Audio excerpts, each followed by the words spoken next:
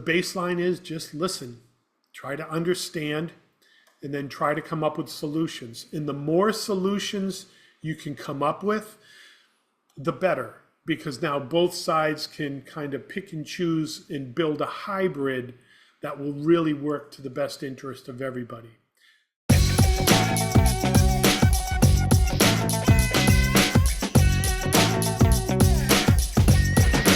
Hey, what's up, all of my real estate peeps? This is Brian Lucier with the Why Not Real Estate Podcast Golden Nugget, where we will take a tip, tactic, or technique and unpack it for you, our real estate peeps and rock stars, entrepreneurs, so you can use these tips in your tool belt to become a better and more successful entrepreneur and real estate investor.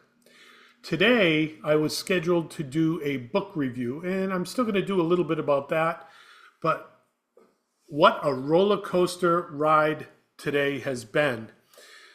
We had an eviction. If you've ever gone through eviction, you know it can be a very stressful process. This particular case has a lot of moving parts, so I'll try to unpack it and then get to the meat of the message for today's podcast. So we started an eviction almost 6 months ago. It was a disaster going through the courts. We finally got our writ of execution, which means now we can send a constable there and clean out the place.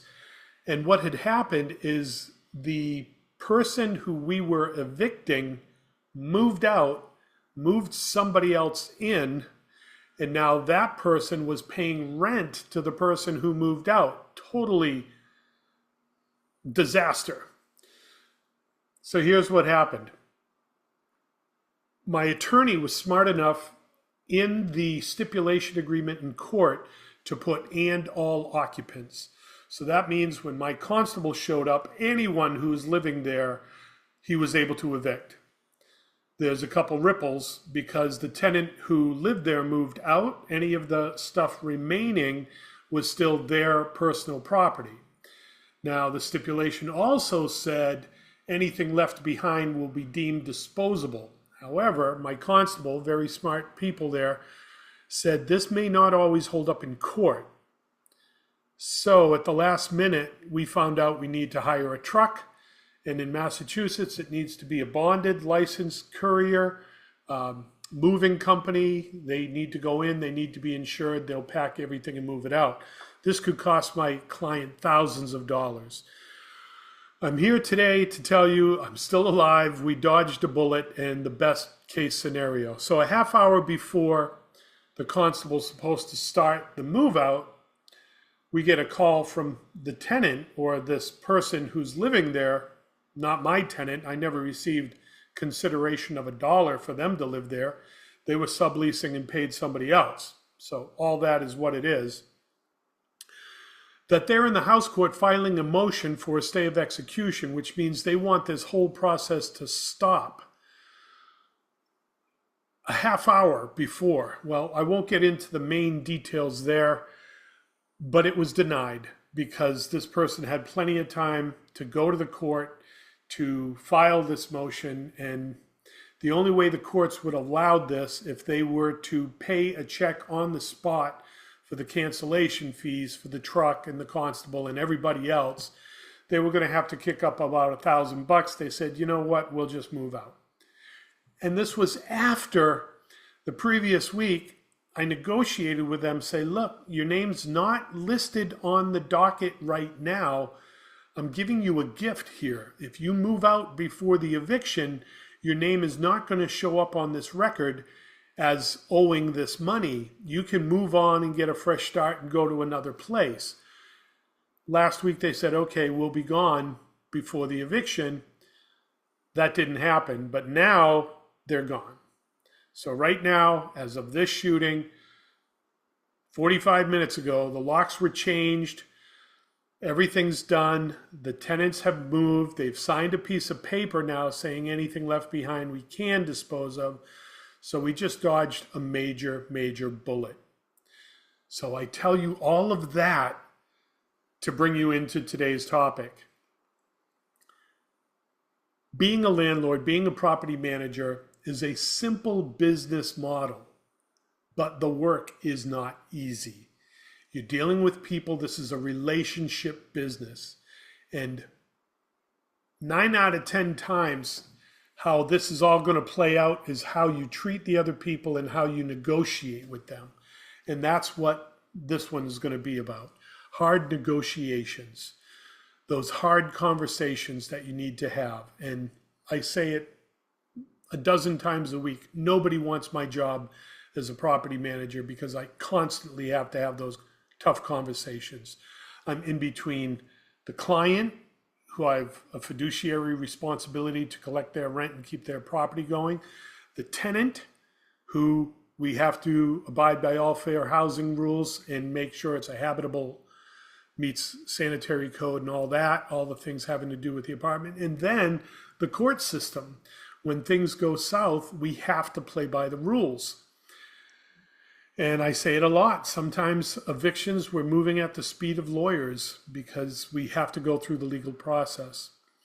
So last week, I had the conversation with the tenant. I'll call it the occupant because I didn't even know who they were. I never knew their name, never knew they moved in. This was all an action that took place from the person we were evicting. And there's dynamics there that make this story horrible, but I'm not going to waste the time there. So the 3 references I really want to put in your head and hopefully in your bookshelf. One of them for me is an audio book, so I can't show it to you, but it's Dale Carnegie, How to Win Friends and Influence People. Now, this is not a book on manipulation and how to get people to do what you want them to do. That's not what this is about. This is about slowing down, having that conversation, putting your cards on the table, trying to get the other side to say what their interests are. Interests, not principle, because on principle, nobody wants to be homeless. But on interests, they want to move forward, you want to move forward. We want to resolve this. So what does it take to resolve it? Carnegie's book, really good, and it just talks about walking through a negotiation where both sides can save face. And that's an old expression, but it means that after the negotiation, you were treated fairly, decently, with respect, and you feel heard. The other side heard you and understood you. And right there, right off the bat, first seek to listen, so you hear. Second, seek to understand, because you need to understand what the other side's concerns are. And then third, you want to repeat that back so they know that you understand. And then from that point, don't make it about you did this and you did that, the people part of it. Make it about, okay, these are the negotiation points that we need to address. And let's work together to see if we can resolve these issues. Now you're working together on the same side of the table. So the first book, Dale Carnegie's How to Win Friends and Influence People. The second book I want to share with you is Chris Voss, Never Split the Difference. Chris was an FBI hostage negotiator, and why never split the difference? Think about it. He was dealing in hostage situations. So if there's 10 hostages, you can't split the difference and say, okay, you keep 5 and I'll keep 5 and we'll call it a day. No, people's lives are in the balance there. So in this book, he walks through how to ask the right questions so the other side knows that you're listening to them, they feel heard, they feel understood, and then you make it about the situation, not about the people. In Chris Voss's book, he references all the time in Getting to Yes. This is a book I'm in the middle of right now. These are the basic principles on negotiations. And principles, funny that I use that word. In negotiation, you don't want to do it on principle. Principle would be, well, I deserve to live here and you should let me live here for free. Now that's a principle. But the interest is they need a place to live. And then the other side of that interest is the landlord needs to pay the mortgage and make repairs and have income so you can have a decent place to live. So you don't make it about the other person. You don't make it about you said this or you said that. And believe me, nobody wants my job. What I went through in the last hour and a half, I would not wish on my worst enemy. For the conversations I need to have, the phone calls I need to make to my attorney, the constable, my crew, the tenant, just trying to get everybody on the same page. And it's like herding cats sometimes. The baseline is just listen, try to understand, and then try to come up with solutions. And the more solutions you can come up with, the better. Because now both sides can kind of pick and choose and build a hybrid that will really work to the best interest of everybody. Now, I'm saying all this dealing about an eviction, which is very, very difficult to deal with, very stressful. This can be used in the negotiations of an acquisition of a property, negotiating the rent, negotiating the terms for a rent, negotiating with a landlord to take on their property. What do they want to handle? What do they not want to handle? What do they want to pay for? What do they want to do themselves? Everything is negotiable, all the way down to what flavor ice cream do you want for dessert after you negotiate which restaurant you wanted to go to for dinner. So everything is a process. And, I don't mean to make this so difficult to deal with that everything is a process, but just go in with an open mind. That's the first thing. And listen to the other person.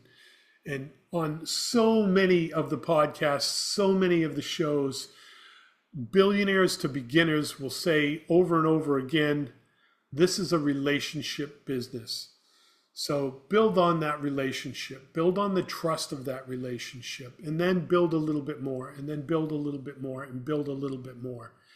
And that is a real estate business. I tell people all the time, this is not a spreadsheet business where you collect rents and pay a mortgage and keep the profit.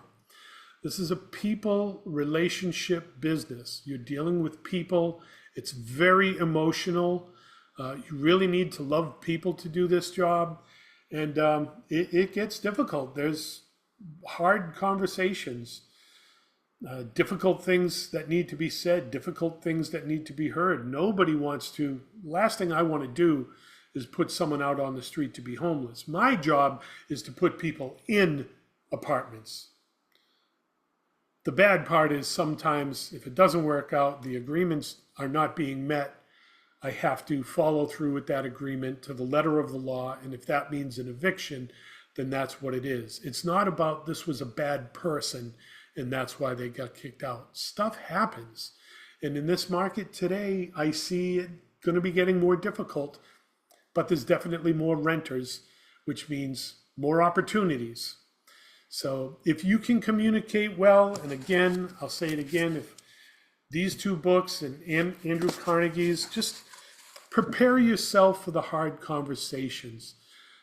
Try not to be so hardline. And, there are landlords out there who say, look, it's my property and what I say goes. Okay, that works to an extent.